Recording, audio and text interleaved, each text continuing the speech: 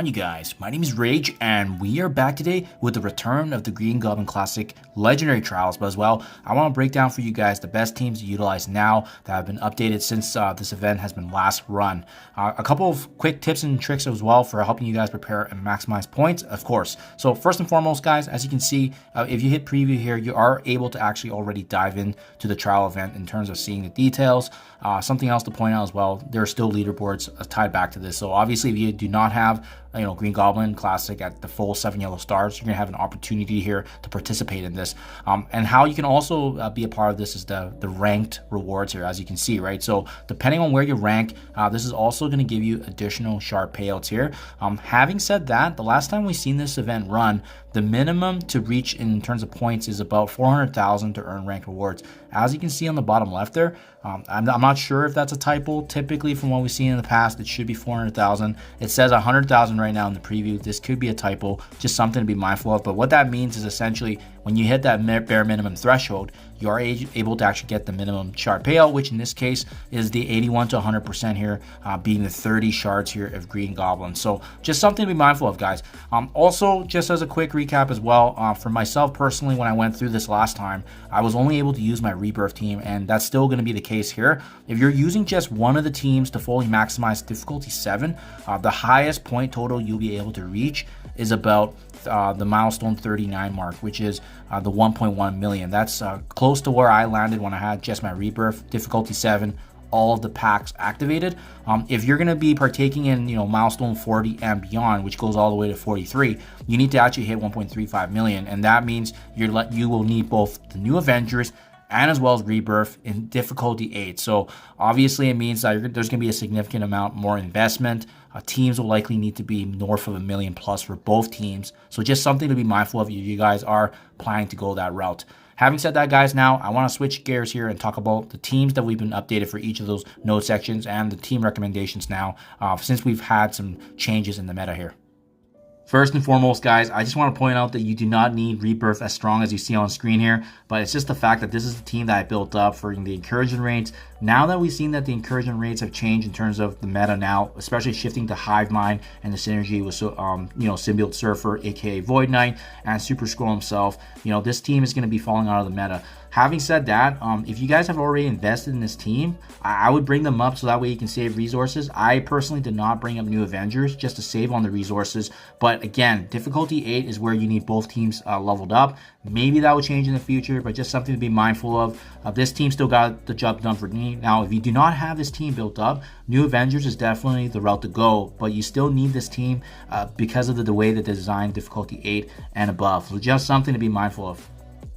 Next, we have Nodes 3 and as well as Node 7, both being the villain city characters here. So not much has changed, you guys, in terms of the meta here, but for sure, if you have Black Cat, she's going to be probably the most important member out of this team synergy. But what's really nice and what we learned from the last trial event is the synergy and beautiful coordination of the Superior 6 characters with Sinister 6. So if you have the combinations of Green Goblin Classic, Doc Ock, synergizing with characters like Vulture, Mysterio, Kraven, all of them are going to have a mass amount of value just because they're used in Cosmic Crucible. They're a really strong war team, and as well, they have amazing crowd control for these nodes. These nodes could be arguably the hardest part if you don't have this team built up, but what's really nice about this team is also the reworks happening to Venom and both Carnage now actually being viable options as well for these nodes. So all these characters that are going to be available now that you can utilize, I think personally make these nodes now one of the easiest, so as long as you have these combinations.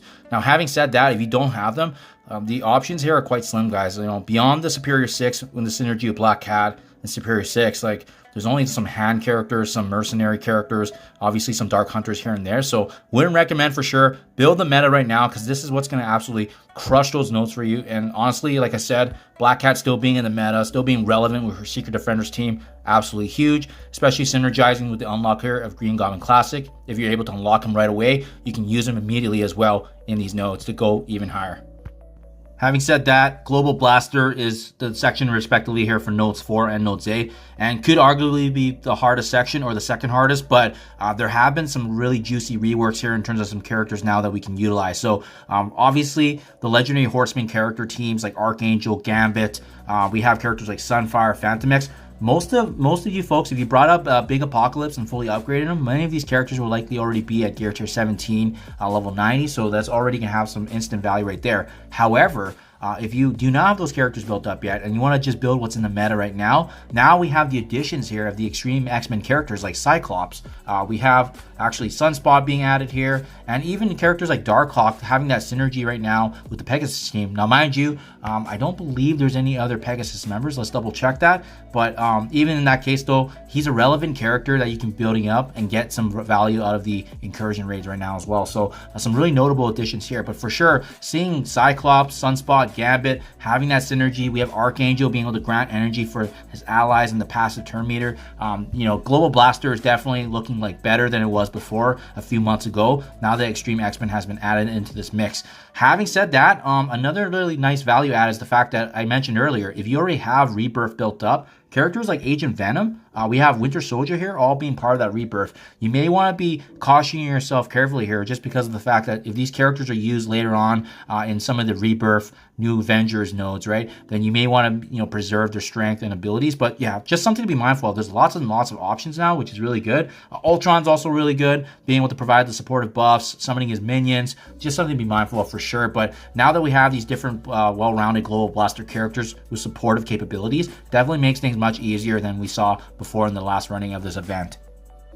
Last but not least, nodes 5 and as well as nodes 9 are typically the tech section nodes here. And in my honest opinion, I think the easiest section out of all the nodes that you're going to be having to deal with, especially if you have Kang the Conqueror already built up. Many folks are going to need Kestro, especially with her being a mythic character, having the value to bring up for Apocalypse himself. These characters are instant locks right there. Now, what's really cool about this section as well is we get actually Green Goblin Classic back. If you want to get some additional value building this character up, synergizing with Doc Ock himself. So just lots of value all across the board. Even like Vulture and Mysterio also being part of this mix, so you can still get that superior Sinister Six synergy. I personally like big time Spider-Man just because I brought him into Dark Dimension 6, but he's also one of my main arena characters right now for the offense. So just some value right there. Sure, he can provide some protection, defense up, energy. So all around, and let's not forget about Dr. Doom, right? Another mythic character if you haven't built him up already. Just his kit's really good. I haven't decided if I want to bring him up even higher, but he's definitely one of those nice characters to have if you want to utilize an ultimate to heal the team, get the additional turn meters. Those are the characters that stand out to me right now. Obviously, the Pegasus team is another good one to mention just because they're all tech members if you have them high up. But for me personally, I'm going to be leaning on the characters that are much higher, obviously level 80, 85, and beyond. They're going to get some value, guys. So there you have it. These are the main and updated teams that right now in the game for this upcoming Green Goblin Legendary Trials, guys. And again, I'll post links below just for my difficulty 6 and 7 playthrough, as well as the best Scourges or trials to activate, so that way you guys can maximize your points if you guys are confused. But overall, this was a really good event. I was able to land the 5-star last time, so I'm definitely hoping to get more shards of him, push him to 6 stars and beyond. But again, it's all about what you guys want to be going for the ranked rewards, right? Remember, difficulty 7, your max points is likely going to be around 1.1 million if you max out all the Scourges.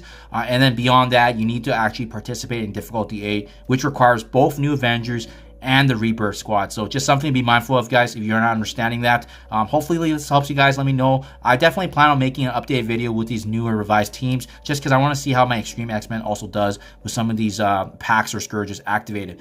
Thank you as always. Do appreciate your guys' time as always, and I'll catch you guys in the next one.